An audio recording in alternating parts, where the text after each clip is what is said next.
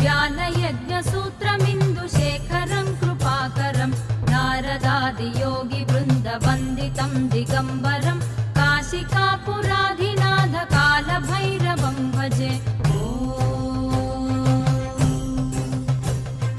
भानुकोटिभास्वरं भवाब्धितारकं परं नीलकण्ठमीप्सितार्थदायकं त्रिलोचनं कालकालमम्बुजाक्षमक्षशूलमक्षरं काशिकापुराधिनाथ कालभैरवं भजे।